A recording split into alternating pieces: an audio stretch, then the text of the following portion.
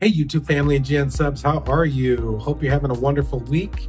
We're going to give you some breaking news, some updates on USCIS changes, State Department updates, as well as policy.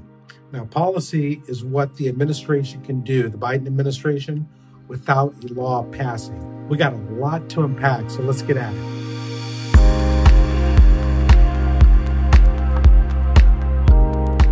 All right, let's talk about something a little bit different. You probably haven't heard this on the other channels. Many economists say that increasing immigration would reduce inflation.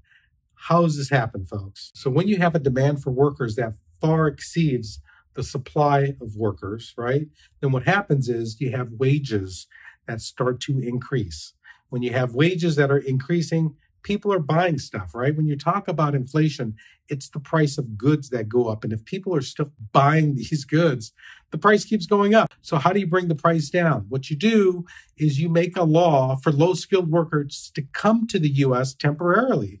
I've been saying this, folks, time and time again.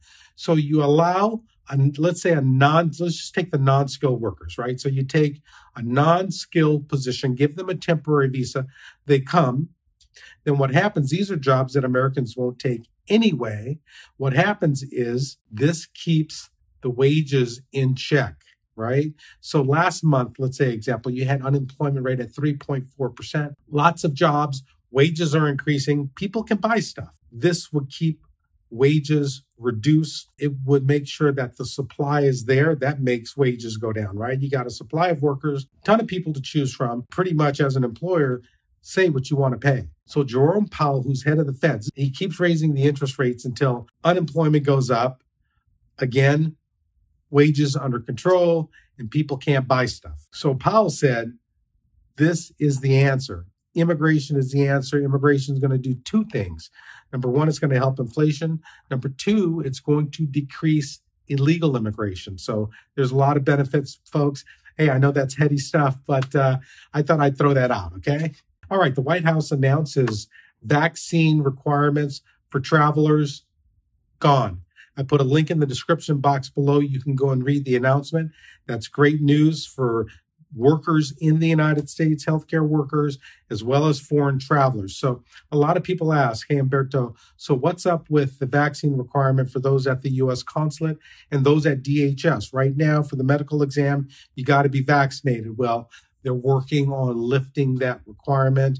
I have tons of clients who are still not getting their immigrant visas or temporary visas because they don't want to get the vaccines. Well, since May 11th, 2023, vaccine requirement over. That's good news.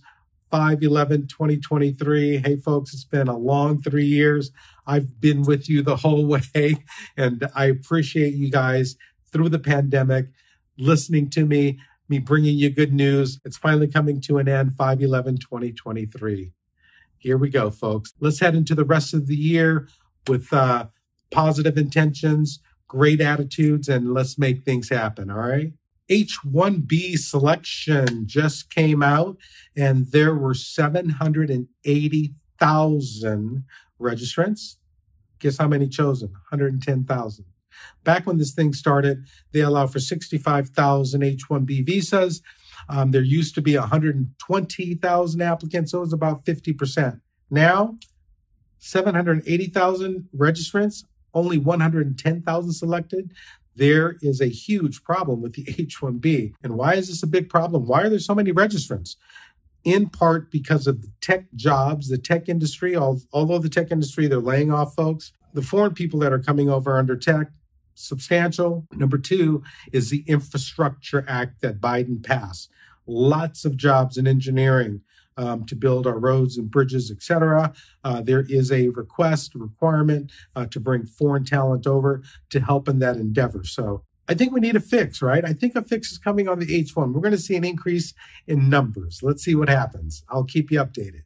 USCIS processing times. Hey, I have a chart here. It's going to show you current processing times for USCIS, lots of different types of applications. Go to the link in the description box below. I have it there. Take a peek at it, right? So the key at the beginning of the year for most applications was to adjudicate them within 0 to 6 months.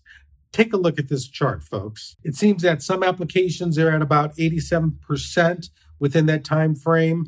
A lot of different applications, like I-140 I've seen just in my practice, substantial. So, look at it, it says 85% within that time, but the 15% could take up to 2 years, 18 months to 2 years. It's been horrible. In any event, the goal is to get everything adjudicated within, a certain time frame. Look out for the premium processing, folks. Lots of applications now you can premium process. That's what I would do. You got a guaranteed 15-day turnaround on those. So that's wonderful. All right. Hey, YouTube family and Gen Subs, thanks so much for watching GrayLaw TV. Hey, give me a thumbs up. Make sure you subscribe. I'm at 75,000 subscribers. I need to get to 100,000 to help out, okay? Subscribe and go to my playlist. Check it out. Lots of good content there for free. Also, I have questions that are frequently asked in the comment section. I've outlined them. I've pointed it to a video. You can check it out, all right? Thanks again. We'll see you next time.